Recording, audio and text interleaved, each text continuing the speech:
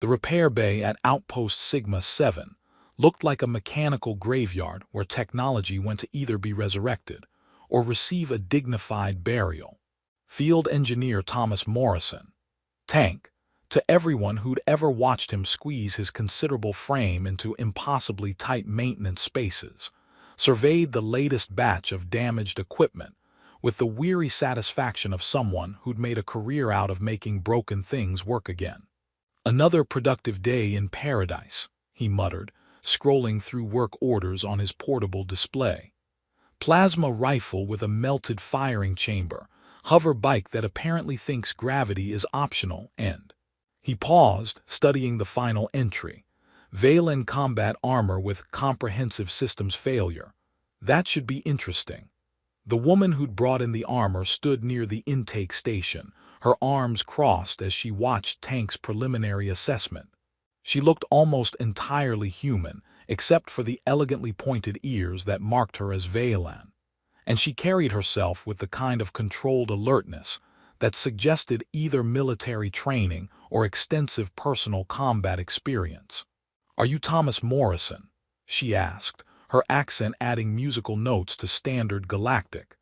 "They said you're the only engineer on this outpost who can work with Valen technology." "That's me, though can work with might be optimistic depending on how badly damaged this armor actually is." Tank activated his diagnostic scanner, running it over the sleek black material that seemed to absorb light rather than reflect it. "I'm Tank, by the way, and you are?" "Vera, freelance security contractor. That armor's kept me alive through more firefights than I care to count, so I'm hoping it's fixable rather than recyclable." Tank studied the readouts from his scanner, noting power fluctuations and system errors that painted a picture of equipment that had seen serious combat recently. "Well, the good news is that Valen engineering is overbuilt to the point of paranoia. The bad news is that whoever designed this armor apparently thought user-friendly maintenance was for weaklings. Can you repair it? Probably. Though I should warn you that working on Valen gear always makes me question my life choices. Your people's idea of simple technology involves quantum matrices and neural interfaces that most human engineers need advanced degrees just to look at without getting confused." Vera smiled, the first genuinely relaxed expression he'd seen since she'd arrived. Valen engineering philosophy holds that if technology can be easily understood, it's not sufficiently advanced. Ah, the old complexity for complexity's sake approach. Very inspiring. Tank began transferring the armor to his primary workstation, noting its substantial weight and the way certain components seemed to pulse with their own internal energy. "Fair warning, this is going to take a while. Valen armor isn't the kind of thing you can fix with a hammer and some creative swearing." "How long?" "Depends on what I find when I start digging into the systems. Could be a few hours, could be a few days. The quantum power matrix alone looks like it was designed by someone who thought linear causality was a suggestion rather than a physical law." As Tank began the delicate process of accessing the armor's internal systems, he found himself impressed despite his general skepticism about overly complicated technology.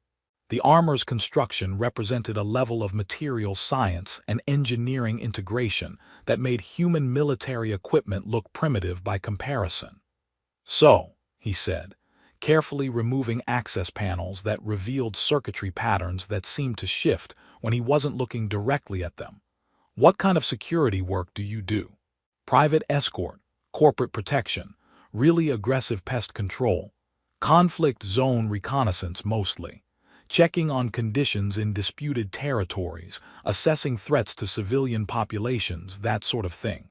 Vera settled into a nearby chair, watching Tank work with obvious interest. "It's dangerous work, but someone needs to gather accurate information about what's actually happening out there, as opposed to the official reports that make everything sound either completely under control or about to explode into full-scale war with no middle ground." "Exactly. The truth tends to be more complicated than either side wants to admit." Tank nodded. using specialized tools to interface with the armor's diagnostic systems. I've seen enough damaged equipment come through here to know that whatever's happening in the disputed zones, it's not going according to anyone's official plans. This armor's taken hits from weapons that don't match the threat assessments I've seen. What do you mean? Well, according to intelligence briefings, both sides are supposed to be using standard military-grade weapons in their border skirmishes. But this damage pattern suggests exposure to experimental energy weapons, quantum disruptors, and at least one impact from something that operates on principles I don't recognize. Vera's expression grew thoughtful. You can determine all that from battle damage. Physics doesn't lie, even when people do. Different weapons leave different signatures in materials and electronics. Your armor's been through encounters with technology that officially doesn't exist on either side of this conflict. As Tank continued his examination, he discovered that the armor systems were more sophisticated than anything he'd worked on before. The neural interface alone represented advances in human-machine interaction that were theoretical concepts in human research, but apparently standard features in Valen equipment. "This is incredible," he said, studying the quantum matrix that powered the armor's various systems. "The processing power built into this thing could probably run a small starship. What kind of security contractor needs equipment this advanced?" "The kind who works in situations where standard gear gets you killed," Vera replied, though something in her tone suggested there was more to the story. Tank spent the next several hours deep in the armor systems, carefully diagnosing and repairing the cascade failures that had rendered it inoperable. The work required a combination of human engineering principles and Valen technological concepts that pushed his understanding to its limits. "You know," he said during a break to recalibrate his tools, "I've worked on a lot of alien technology over the years, but this armor is something special. The integration between biological monitoring and mechanical systems is seamless. It's like wearing a second nervous system. Is that a problem for the repairs? Actually, it makes the job easier once you understand the logic.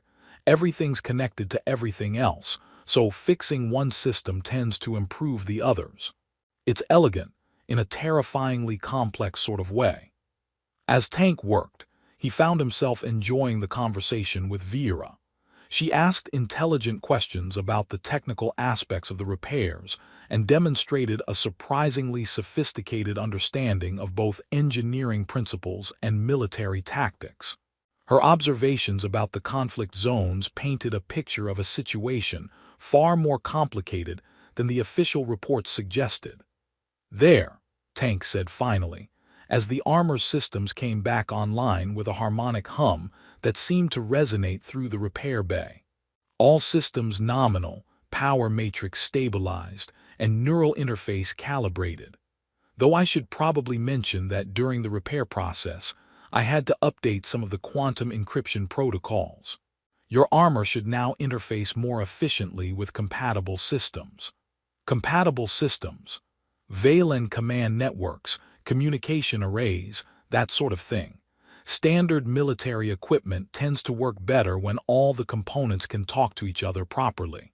Tank began packing his tools, satisfied with another successful repair. "Though I have to ask, where did you get armor this advanced?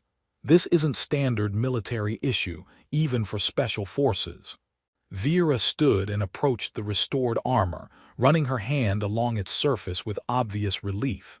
"It was a gift from someone who wanted to make sure I came back alive from dangerous assignments. Well, whoever gave it to you has excellent taste in protective equipment. This thing should keep you safe through just about anything short of a direct hit from orbital bombardment." As Vera prepared to leave with her repaired armor, Tank found himself oddly reluctant to see her go. It had been refreshing to work on technology that challenged his skills while talking with someone who understood both the theoretical and practical aspects of military engineering. "If you ever need maintenance work again, you know where to find me," he said, handing her the diagnostic report that documented the repairs. Though hopefully next time the damage won't be quite so extensive. Thank you, Tank. Your work may have saved my life. Just doing my job. Though I have to say, fixing Valen technology beats replacing burned-out plasma rifle components any day. Much more interesting engineering challenges.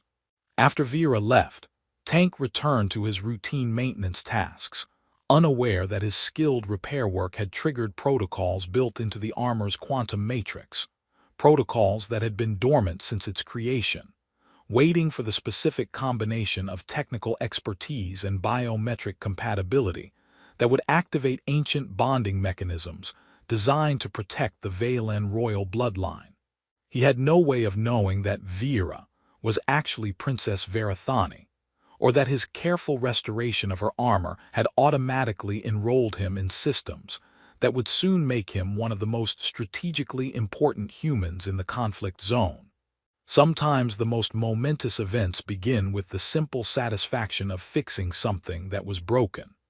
Tank was elbow-deep in the guts of a malfunctioning atmospheric processor when the alarms started going off, indicating incoming diplomatic traffic that required immediate security protocols. Through the repair bay's reinforced windows, he could see Valen vessels settling onto the outpost's landing platforms with the kind of precision that suggested either very skilled pilots or very advanced navigation systems. Morrison. Colonel Hayes's voice crackled through the intercom with the tone of someone whose day had just become significantly more complicated. Report to the diplomatic receiving area immediately. And try to look presentable. We've got royalty incoming.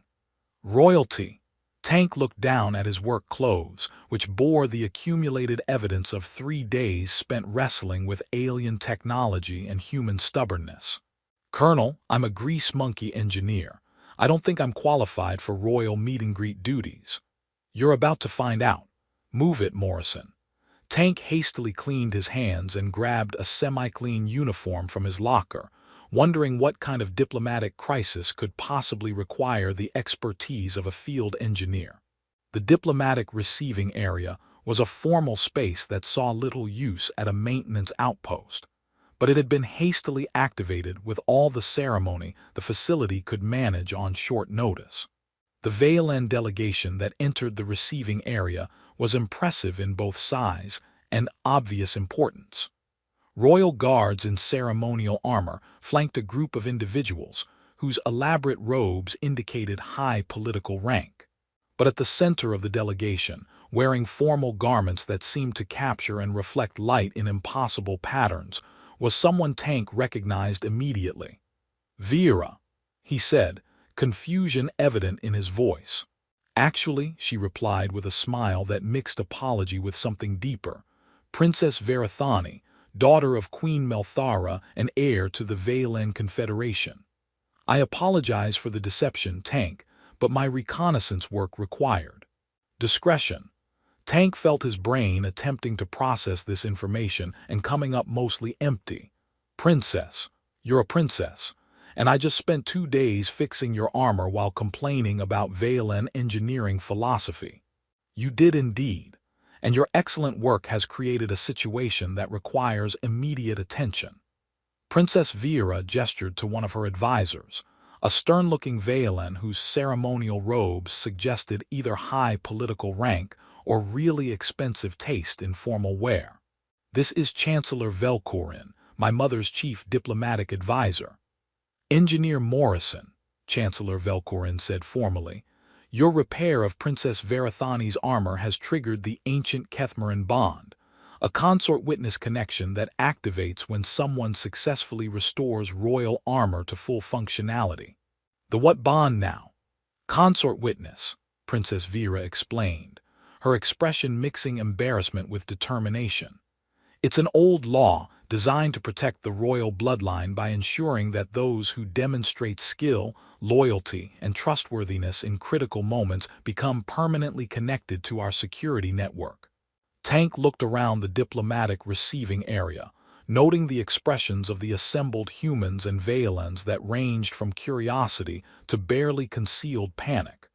Connected how, exactly? Chancellor Velkorin activated a portable holographic display that showed Tank's biometric readings overlaid with what appeared to be quantum encryption patterns. During your repair work, the armor's systems recorded and analyzed your genetic signature, brain patterns, and technical expertise. These readings are now permanently encoded in the Royal Armor's quantum matrix. Which means, Princess Vera continued, that you now have automatic access to Valen command protocols, encrypted communication networks, and classified intelligence databases that your biometric signature can unlock. Tank stared at the holographic display, watching his own biological readings interface with alien technology in ways that made his head hurt. Let me make sure I understand this. By fixing your armor, I accidentally became some sort of honorary Valen military officer. More than that, Chancellor Velkorin replied grimly. The Kethmaran bond grants you theoretical authority equivalent to a royal consort in matters of planetary security and diplomatic relations. Your biometric codes now carry the same access privileges as a member of the royal family. But I'm a human engineer who specializes in making broken things work again. I don't know anything about royal protocols or diplomatic relations. Nevertheless, Princess Vera said gently, the bond exists, and Tank, there's something else you need to know. My reconnaissance missions in the disputed territories have uncovered evidence of a conspiracy that threatens both our peoples. Colonel Hayes, who had been standing at rigid attention throughout the proceedings, finally spoke up. What kind of conspiracy, Your Highness? A coordinated effort between human defense contractors and Valen military suppliers to prolong the current conflict indefinitely. They've been manipulating intelligence reports, manufacturing border incidents, and ensuring that every peace initiative fails at crucial moments. Princess Vera's expression grew grim. The evidence is conclusive, but it's stored in encrypted files that require both human and Valen security clearances to access. Tank felt pieces clicking together in his mind. And the Kethmaran bond gives me Valen clearance while I already have human access codes. Exactly. Together, we could expose the entire network and provide evidence needed to prosecute the war profiteers who have been manipulating both our governments. Chancellor Velkorin cleared his throat diplomatically. However, Engineer Morrison, you should understand that formalizing the Kethmaran bond carries significant risks. The conspiracy we're discussing involves powerful entities from both civilizations who would not hesitate to eliminate anyone who threatens their operations. Formalizing. Tank looked between Princess Vera and her advisor. I thought you said the bond was already activated. The automatic bonding creates potential connection, Princess Vera explained. But to access the highest level classified files, we would need to undergo the formal ceremony that creates permanent neural linking between our consciousness patterns. Neural linking. Tank rubbed his temples, feeling a headache building that had nothing to do with atmospheric pressure. You're talking about connecting our minds. In matters relating to the bond's purpose, yes. You would have access to my knowledge of Valen intelligence networks, and I would have access to your understanding of human military systems. Princess Vera stepped closer, her expression intense but not unkind. It would be the ultimate gesture of trust between our peoples.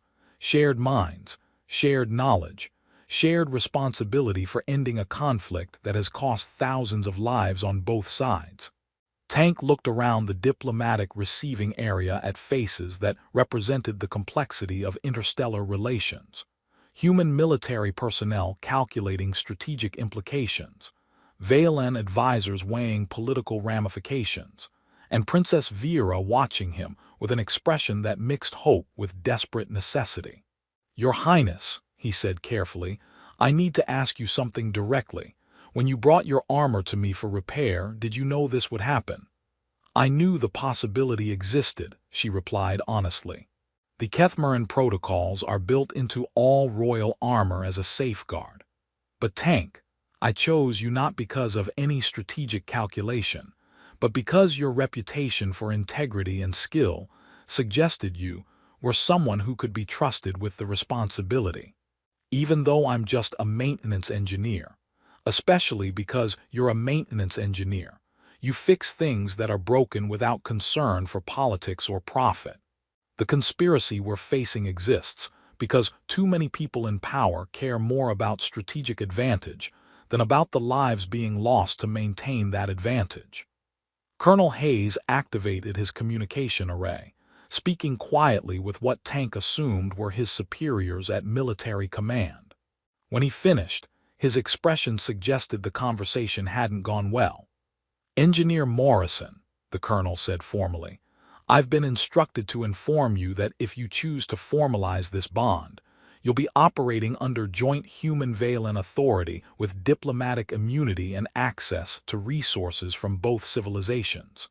However, you'll also become a target for elimination by forces that profit from the current state of managed conflict. And if I don't, then the evidence of the conspiracy remains inaccessible, the war profiteering continues, and thousands more people die in conflicts designed to maximize corporate profits rather than achieve any legitimate political goals." Tank walked to the receiving area's viewport, looking out at the repair bays where he'd spent the last several years fixing equipment damaged in a conflict he'd assumed was based on genuine political differences. Now he was learning that much of the damage, much of the suffering, had been artificially created by entities that saw war as a business opportunity rather than a human tragedy. "Princess Vera," he said without turning around, "if we do this, if we formalize this bond and expose the conspiracy, what happens then? Then we give both our peoples the chance to choose peace based on truth rather than conflict based on manipulation." Her voice carried the weight of royal authority mixed with personal conviction. "But Tank, I need you to understand, once we create the neural link, there's no going back. Our minds will be connected in ways that go beyond simple information sharing. Connected how? We'll be able to sense each other's emotions, share memories, and communicate without words when necessary. It's intimate, in ways that most people find either comforting or terrifying." Tank turned back to face the assembled diplomatic delegation, seeing hope and fear warring in their expressions. "Princess, I have one more question. In your professional opinion, what are the odds that we can actually pull this off without getting ourselves killed in the process?" "Honestly, about 50-50. The forces we're up against have vast resources and no scruples about eliminating threats to their operations. Those aren't great odds." "No," Princess Vera replied with a smile that somehow made the impossible situation seem almost manageable, "but they're better than the odds of achieving lasting peace if we do nothing." Tank looked around the diplomatic receiving area one more time, noting the faces of people whose lives would be affected by his decision. Then he looked at Princess Vera, the woman who'd trusted him with royal armor, who'd revealed a conspiracy that threatened both their peoples, and who was now asking him to risk everything for the chance to build something better than endless, profitable warfare. "Well," he said finally, "I've always been better at fixing things than leaving them broken. I guess it's time to find out whether that applies to interstellar politics." Princess Vera's relief was evident in her expression. "Then we should begin preparations for the formal bonding ceremony. And Tank, thank you for choosing to trust me with this responsibility. Thank you for trusting me with royal armor. Though next time someone brings me equipment that could accidentally make me a diplomatic target, maybe include a warning label." As the diplomatic delegation began making arrangements for the most important repair work of Tank's career, he reflected that his job had always been about making broken things function properly. He was just starting to realize that sometimes the most broken things were the systems that kept people divided when they could be working together.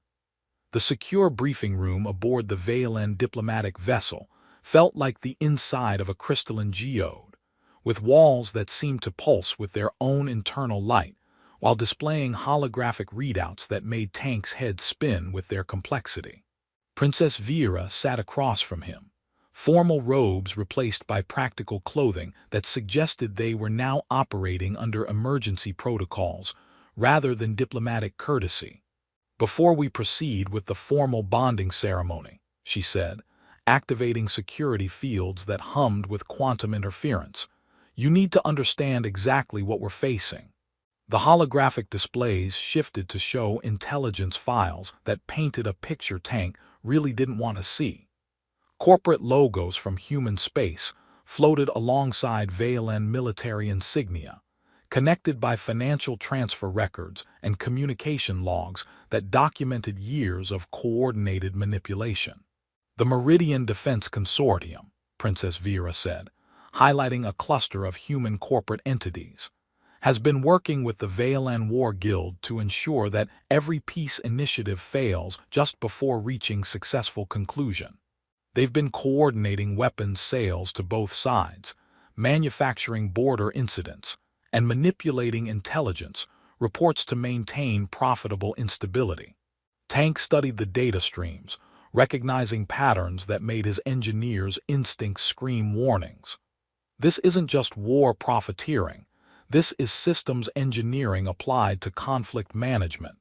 They've been treating the entire war as a machine that needs regular maintenance to keep operating efficiently. Exactly. And the maintenance has been very expensive in terms of lives lost and resources wasted. Princess Vera pulled up another set of files.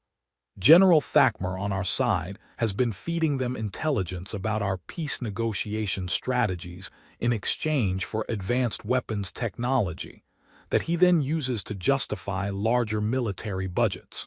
"While on the human side," Tank said, recognizing some of the corporate signatures, "I'll bet we find defense contractors who have been providing similar intelligence to ensure that Valan negotiators always have just enough advance warning to prepare counter-strategies that guarantee failure." "You're learning to think like a conspiracy analyst rather than an engineer." "Same skill set, really. When you're troubleshooting complex systems, you have to assume that what looks like random failure might actually be deliberate sabotage." Tank highlighted several connection points in the data web. The patterns, too, consistent for coincidence.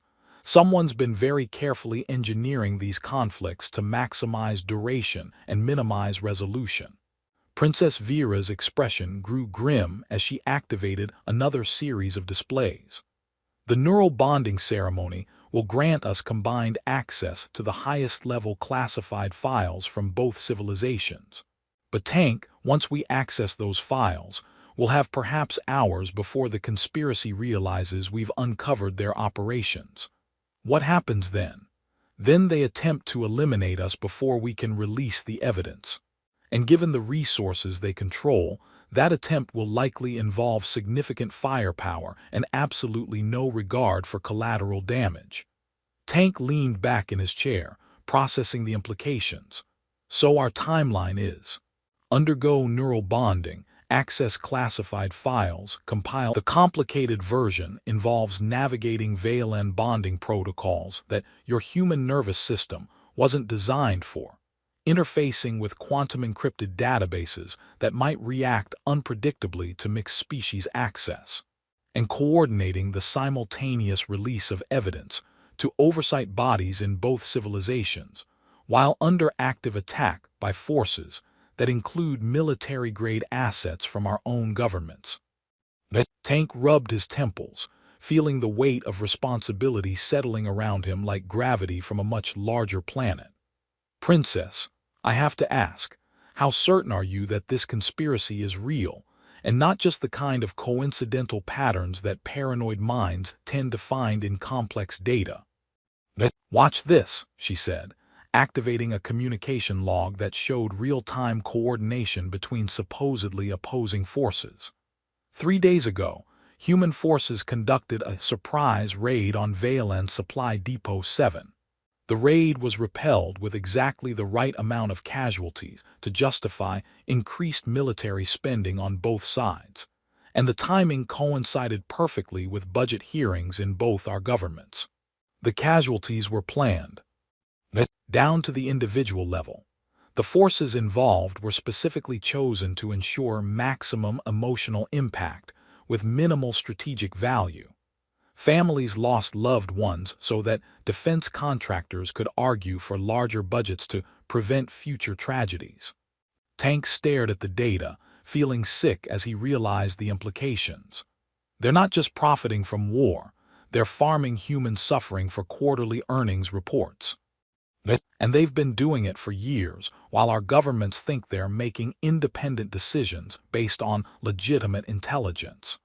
Princess Vera's voice carried harmonics of barely controlled rage. The bonding ceremony will give us access to files that document every manufactured incident, every manipulated report, and every coordinated strategy session where they plan the next phase of their operation. What about the risks of the neural bonding itself? You mentioned that human nervous systems weren't designed for Valen protocols. The quantum interface should compensate for species differences, but there's no precedent for human-Valen neural bonding at this level. We're essentially conducting an unrehearsed experiment with our consciousness patterns, while under time pressure to expose a conspiracy before it can eliminate us. Tank walked to the briefing room's viewport, looking out at the stars that suddenly seemed less like navigation points and more like witnesses to the systematic manipulation of entire civilizations. Princess Vera, I need you to be completely honest with me. What are the odds that we survive this process with our sanity intact? Unknown. The neural bonding might enhance our capabilities beyond normal parameters, or it might create psychological instabilities that make us unreliable witnesses to our own discoveries. Those aren't comforting odds. No, but they're better than the odds of stopping this conspiracy through conventional channels. The entities we're facing have corrupted oversight systems in both governments and have resources to eliminate threats through legal or illegal means. Tank turned back to face her, noting the determination in her violet eyes that reminded him of high-quality alloy steel, beautiful, but absolutely unbreakable when properly tempered. Princess, there's something I need to tell you before we proceed. I've never been in any kind of romantic relationship, let alone one that involves sharing consciousness with alien royalty. If this bonding creates emotional connections I'm not prepared for. Tank, she said gently, the Kethmaran bond isn't about romance. It's about partnership in the deepest sense. We'll share knowledge, emotions, and purpose, but we'll still be individuals making our own choices. Think of it as extremely intimate friendship with strategic benefits. Extremely intimate friendship with strategic benefits. That's either the most comforting description of alien neural bonding I've ever heard, or the most terrifying, depending on perspective. Both, probably. But Tank, I need you to understand. I chose you for this bond not just because of your technical skills, but because your psychological profile suggests someone who won't be overwhelmed by shared consciousness. You've spent your career dealing with complex systems that require patience, attention to detail, and the ability to see problems from multiple angles simultaneously. You mean I'm too stubborn to let alien technology drive me crazy? Essentially, yes. Your mind is already accustomed to interfacing with systems that operate on principles different from human logic. The neural bonding should feel like learning to use a new tool rather than losing your identity. Tank studied the intelligence displays one more time, seeing the web of corruption that had turned legitimate political differences into profitable entertainment for entities that viewed war as a business opportunity. Princess Vera, if we do this and we succeed, what happens to us afterward? We become the most protected witnesses in galactic history, assuming we survive long enough to testify. If we fail, we become the most wanted targets in two-star systems. Yes, but Tank, if we don't try, this conspiracy continues indefinitely. More manufactured conflicts, more manipulated intelligence, more families losing loved ones so that corporate boards can report improved quarterly earnings. Tank looked at Princess Vera, the woman who'd trusted him with royal armor, who'd revealed a conspiracy that could reshape the relationship between their civilizations, and who was now asking him to literally share his mind with her to prevent thousands of unnecessary deaths. "Princess," he said finally, "I've spent my entire career fixing things that other people broke through carelessness or incompetence.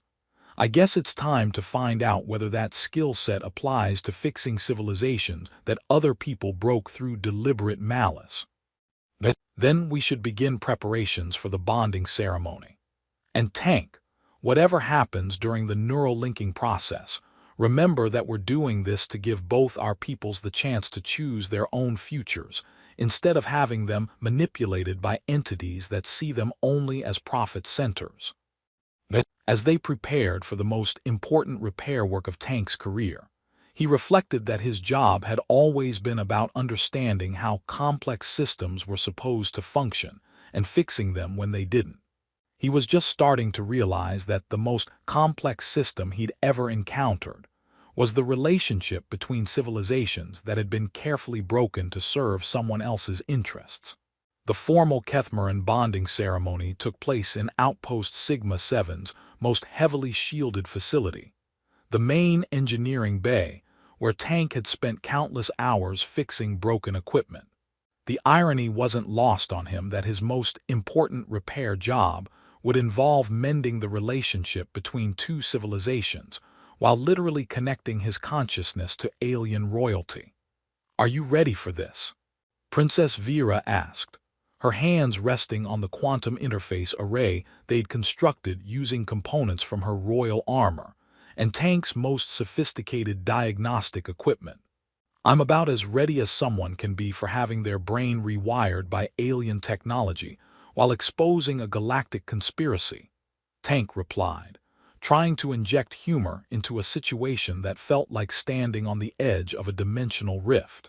"Though I should probably mention that my experience with consciousness sharing involves mostly arguing with malfunctioning AI systems.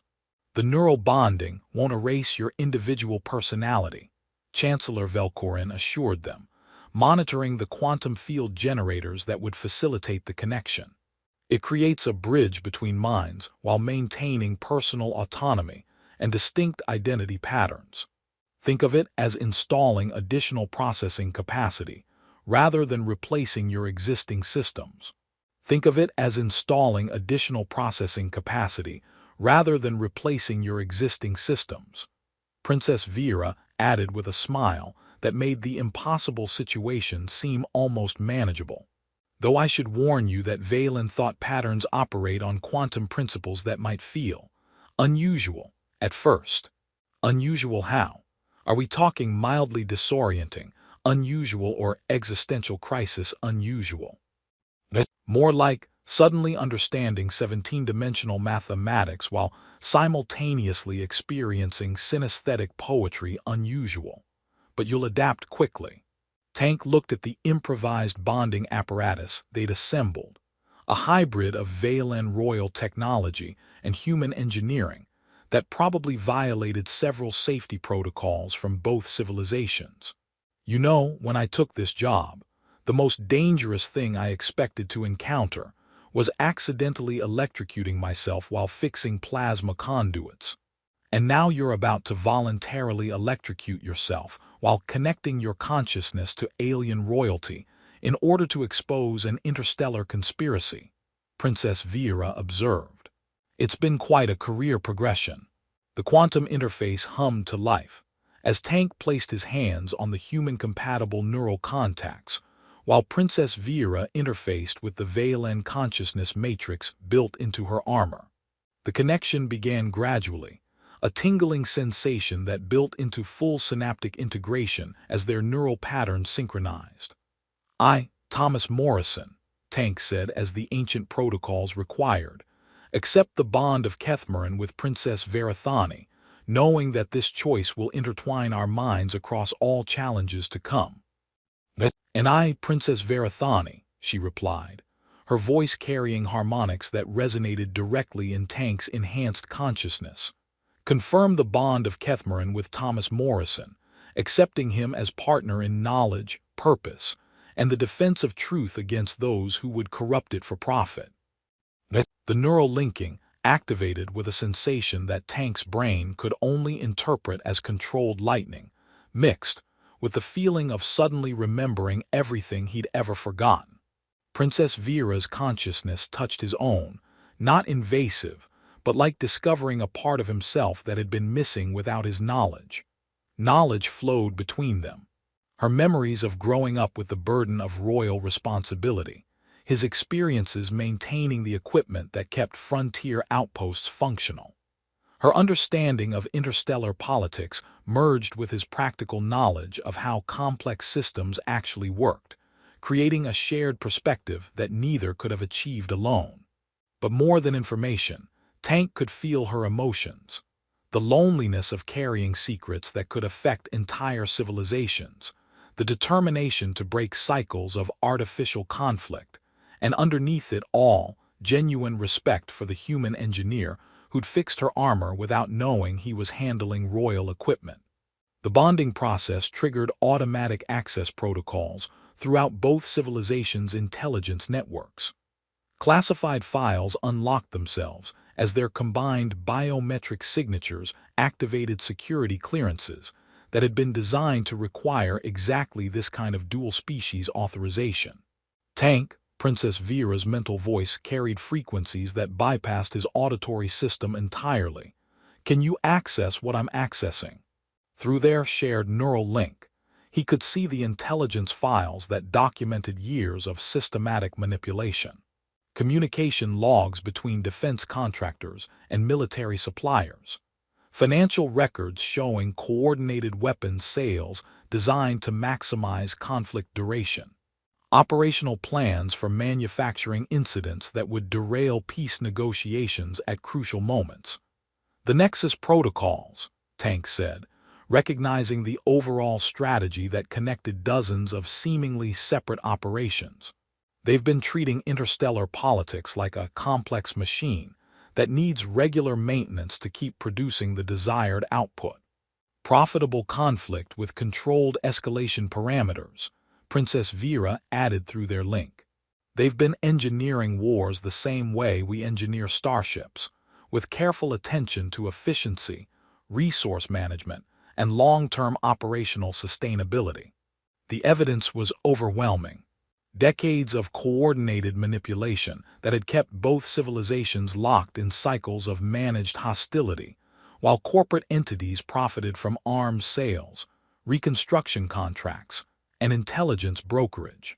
The conspiracy reached into the highest levels of both governments, involving officials who had unknowingly based policy decisions on deliberately falsified information.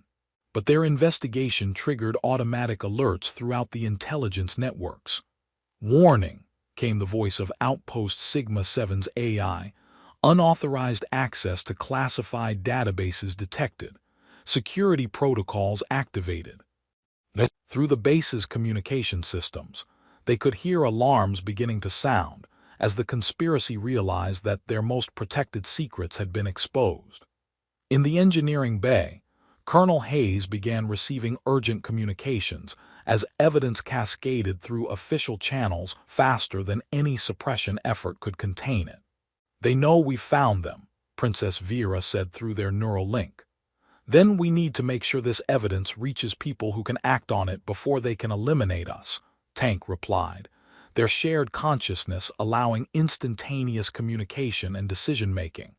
Using their combined authority, Tank's human security clearances and Princess Vera's royal command codes, they transmitted the complete conspiracy files to every major oversight body, news organization, and military command structure in both civilizations simultaneously.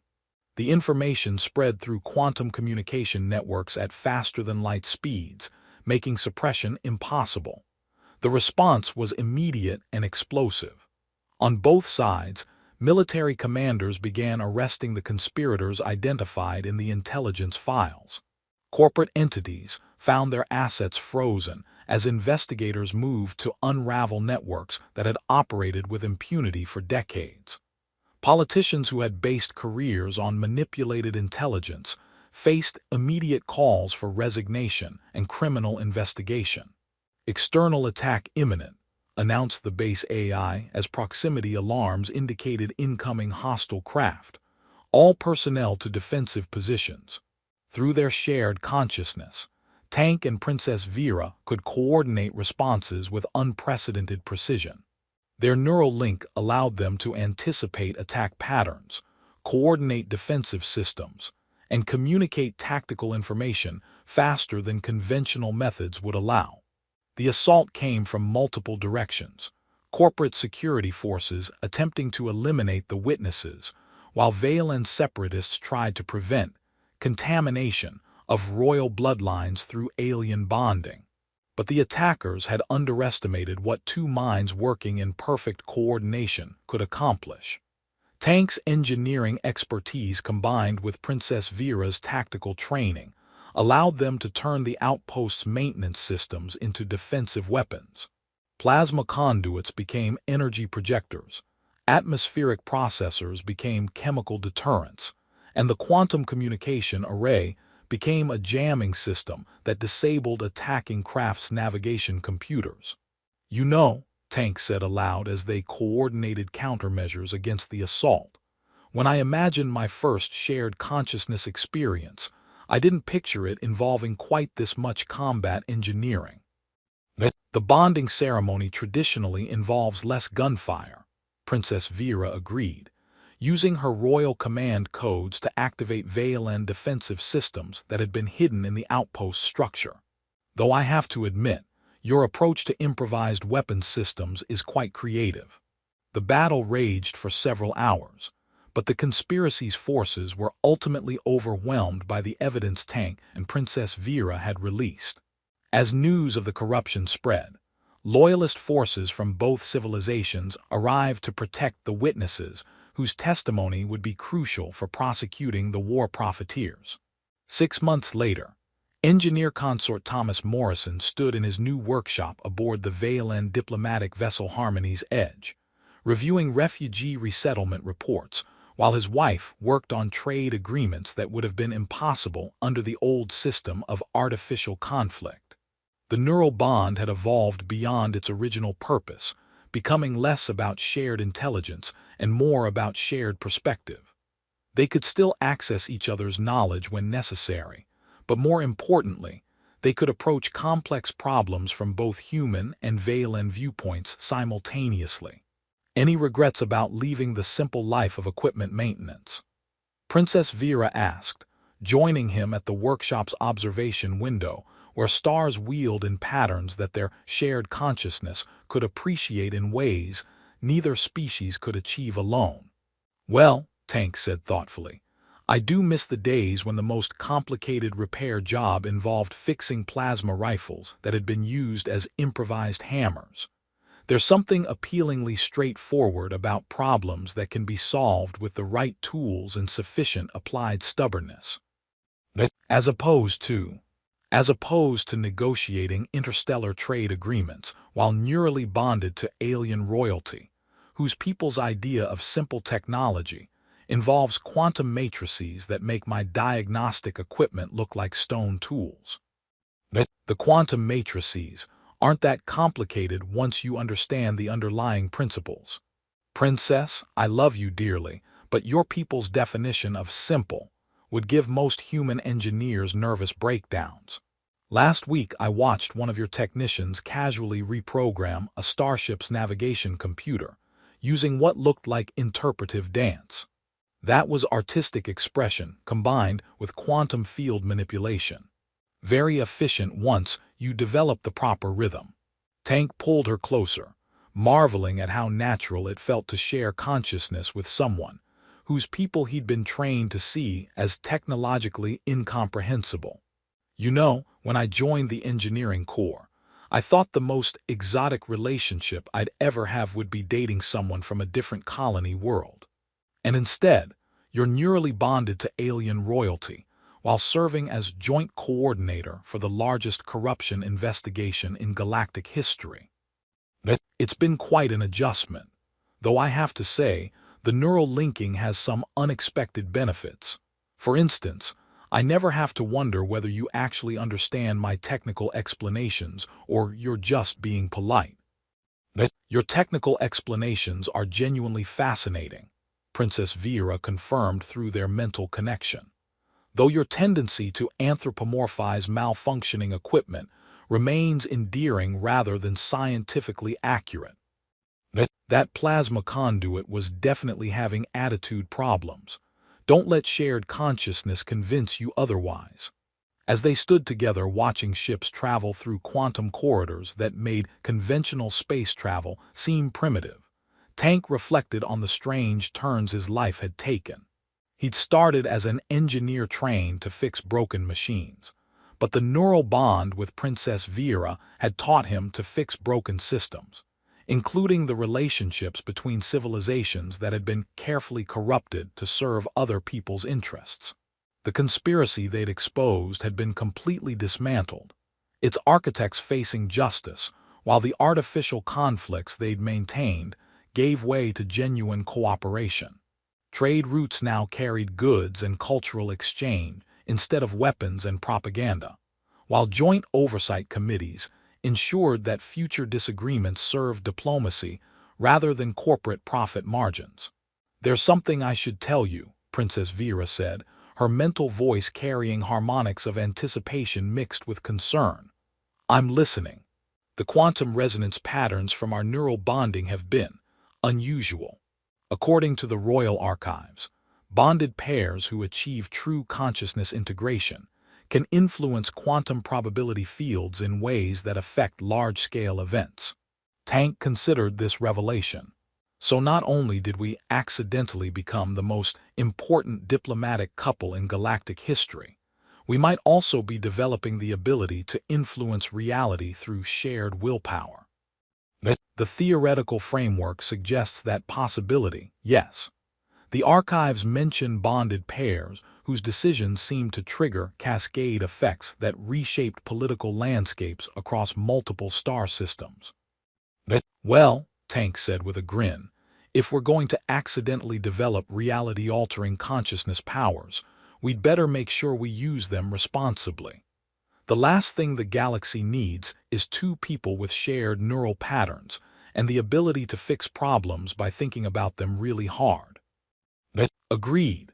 Though I should probably warn you that traditional Valen consciousness integration involves several ceremonies we haven't completed yet, including one where we have to synchronize our quantum resonance patterns with the royal family's ancestral matrices.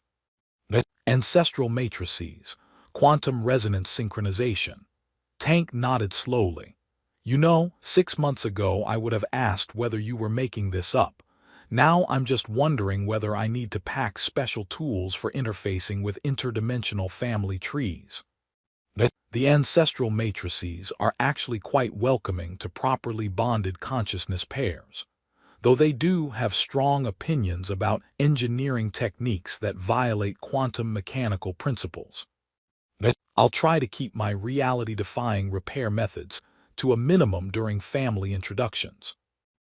As the Harmony's Edge jumped to hyperspace carrying them toward their next diplomatic mission, Thomas Morrison, former maintenance engineer, current consciousness-sharing consort, and the man who'd learned that sometimes the most important repairs involved fixing the trust between peoples who had been manipulated into believing they must be enemies, settled back to watch the stars blur into streams of light while contemplating the mysterious workings of fate, duty, and the kind of love that literally rewrites the quantum structure of political reality.